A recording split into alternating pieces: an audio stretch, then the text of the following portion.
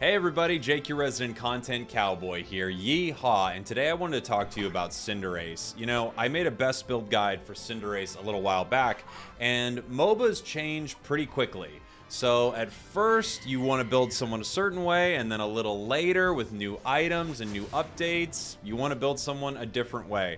In this video, I want to give a little bit of an update to my Cinderace guide, and at the same time, I'm going to show you some Cinderace gameplay moments. So this is going to be less in-depth about all of the basic abilities. I'm going to go over them quickly, and then I'm going to show you some gameplay. Let's first talk about some held item options for Cinderace. Right now, I'm running a Scope Lens, Muscle Band, and Razor Claw, so extremely critical hit heavy, or crit heavy, as I say too often. So the Scope Lens gives you critical hit damage, critical hit rate, and it gives a triggered critical hit increased damage on basic attacks when it hits. I have a video about it. Please go look at my Scope Lens video. It tells you how this works. It's a really great item, especially on Pokemon that have some type of natural critical hit ability. Cinderace does have a natural critical hit ability that I believe turns on at, let me just pull it up here so I can tell you for sure. At level 5, it starts to get a 5% critical hit rate, and at level 9 and above, it starts to get a 15% critical hit rate. That is only on its basic attacks. Cinderace has 0 critical hit chance on its abilities, except for one that always hits critically, and we'll talk about that in a minute. So, Scope Lens, a really good option for Cinderace because Cinderace is auto-attacking all the time. So you just have a chance to get critical hits. Muscle Band, of course, if you have a Pokemon that's always doing attacks, especially ranged attacks, I really prefer Muscle Band. Muscle Band chips away at opponents' HP based on how much remaining HP they have. This is really nice for chunking down the bigger units like Snorlax and Blissey and stuff like that. The Razor Claw is one of the newest items added into the game.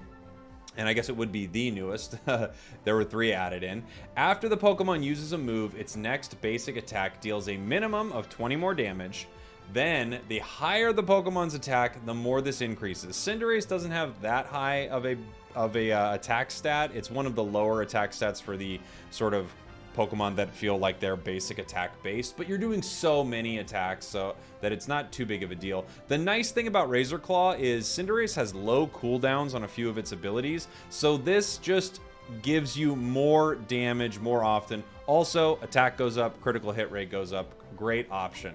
You could swap some of these items for a Focus Band. Focus Band is always good, but Cinderace is kind of out of the encounter on the edges, or they're in the encounter. So if you are in the encounter too much, you're kind of playing Cinderace wrong.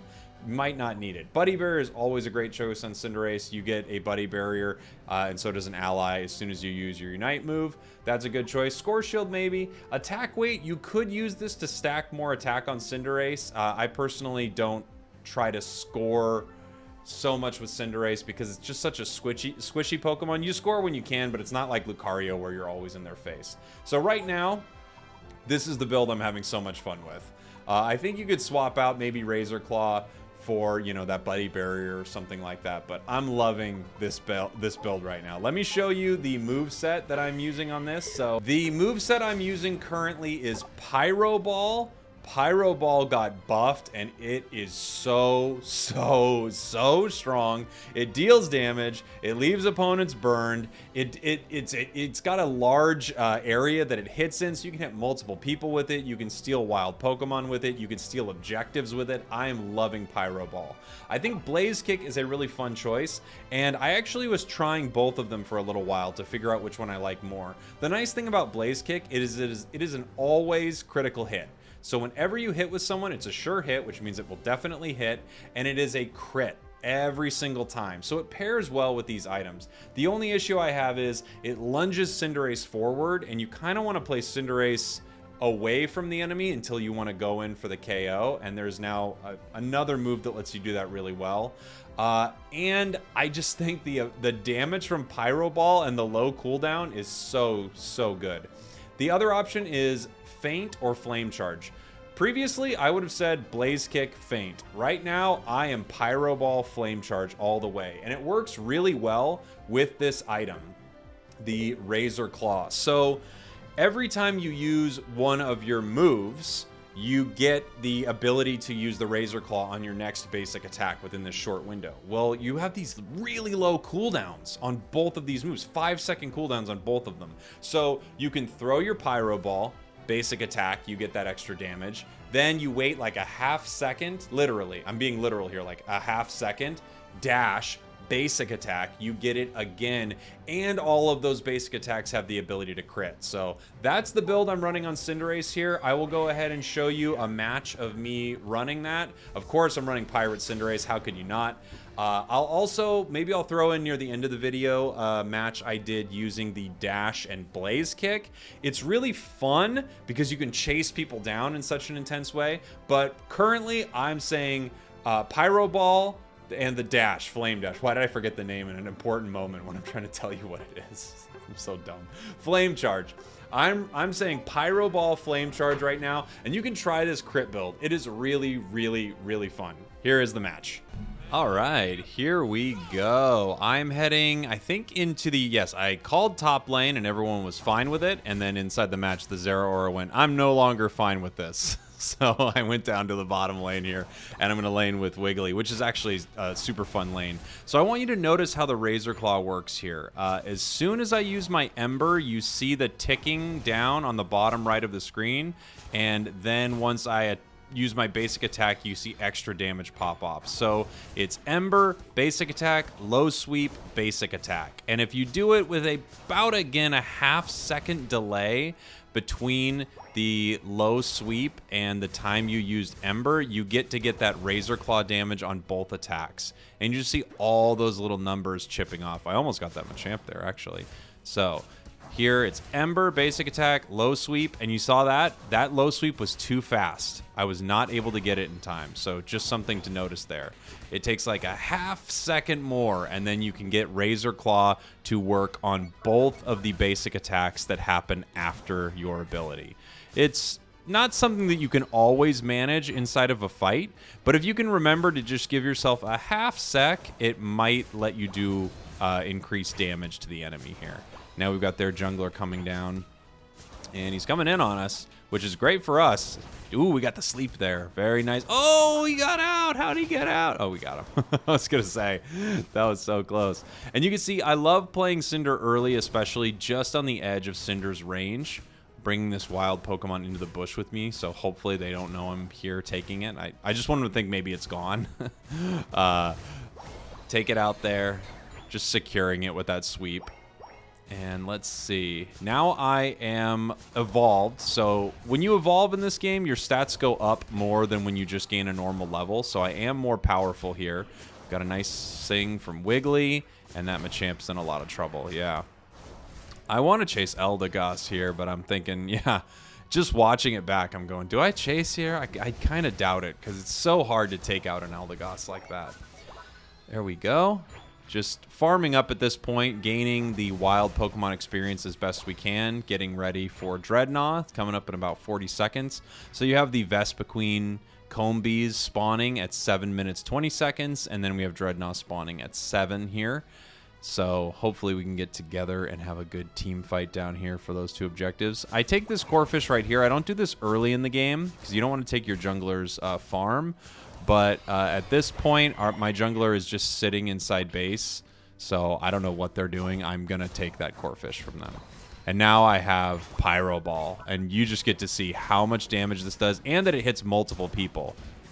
It's such a fun move. It's so fun. And I'm just playing on the edge of the range here, making sure that I can use my low sweep and then eventually flame charge to reposition myself. And the Pyro Ball, obviously, stealing wild Pokemon, objectives, all of that. Going to Dreadnought, tons of damage on it, just at range from Cinderace. And again, I'm holding my Pyro Ball here. I see Wartortle coming down, and I think, all right, let's try to steal it here. And we do steal it with Pyro Ball. I guess steal is not the right term. He was trying to steal it. We actually, it looks like I popped my eject button to chase him there. I have my Unite move now, so we can take this fight. We could probably take it without it. But we can definitely take this fight having the Unite move on. Let's see. Do we use it? We do. Yeah, there we go.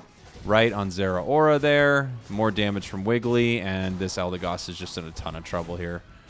Boom. Big goal. Big score. Wiggly pulling back there. I don't know if it got hit. I could be wrong, but I don't think it needed to pull back there. And now that was my mistake. I should have stayed there with Wiggly. But once Wiggly pulled back, I thought Wiggly was leaving. Goal down to 2. Definitely want Wiggly to get this, but at the same time, I just want this goal gone. This is a little bit of a controversial choice, but bottom goal, I don't even care if you score it with the exact amount. I just want it gone. It would have been better for me to let Wiggly have that, but in the moment, all I'm thinking is just get this goal out of here. If you're going to walk away from the goal and not score on it or whatever, I just want it gone. Top goal, I don't care. Leave top goal there for a huge overdunk. But bottom goal, me personally, the more goals on the bottom that are gone, so it's harder for them to get to the next Dreadnought, the better. Right now, I'm just heading up, taking all of the neutral Pokemon that I can, all the wild Pokemon. We have 2 people down at our bottom lane, so this is a little tough to say that this is necessarily the right move. However, this move wouldn't need to be made if we had a jungler. As you can see at this point, Absol has been gone for a very long time. I don't know what's going on, but they, I think they... Well, I know. This is a spoiler, but they don't come back. So Absol doesn't make it back to the game. Yeah, and here it's asking me if I should have my teammate come with me or stay at base. You know, I'm actually not sure the right call here. I kind of think telling them to stay at base might be the right idea because I do have a sneaking suspicion that player Pokemon KOs are giving more experience than before. I mean, you can see me at level 12 at the 4.5 minute mark. But at the same time, it's nice to have another body in the battle that someone can target besides me. So that's personal preference. In general, the truth is you're in a lot of trouble. I mean, an ally quit. Playing the game 4-on-5 is really, really hard. So Wiggly's nice enough to let me have that, which is very kind.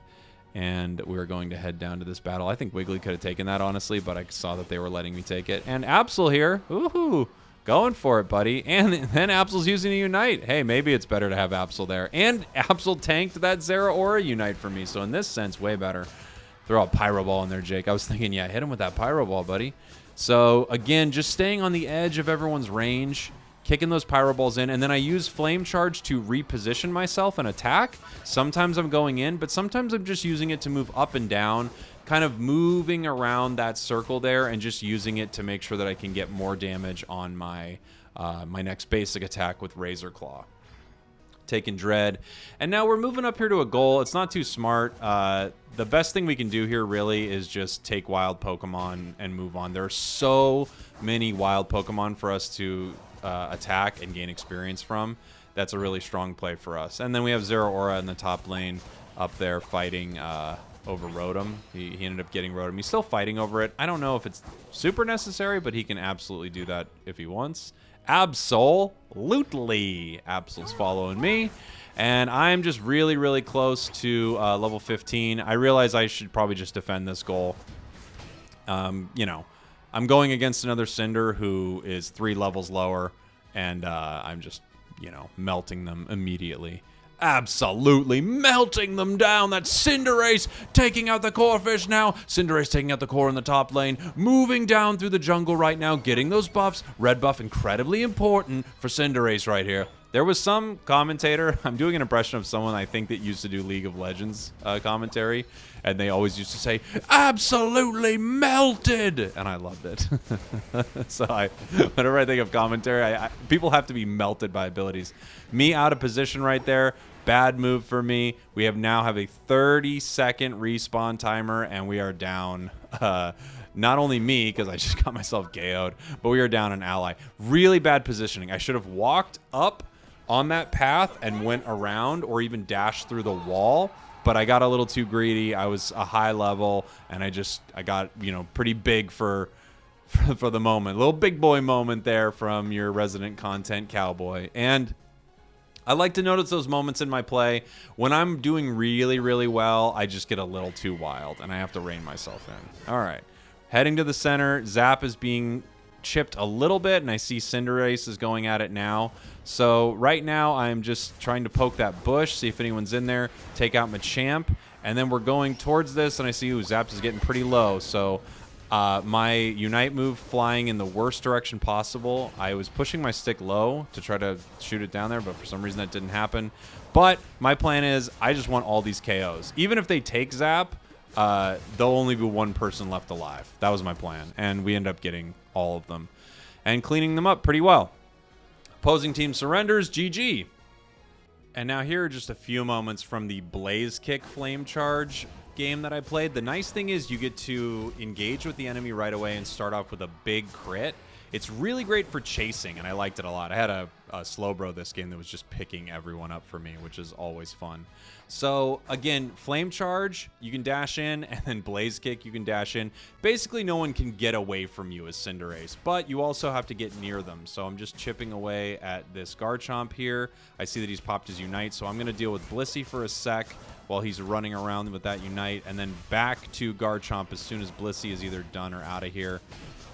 Big kick onto Blissey with that crit, and there we go. Nice, nice, nice. Again, I just wanted to bring you a couple moments from this match because I do like this build, but I greatly prefer the Flame Charge Pyro Ball. That's the one I would recommend going with. So I hope you found this interesting and helpful. Thank you all for watching. Thank you for listening. Goodbye. I love you. Mwah!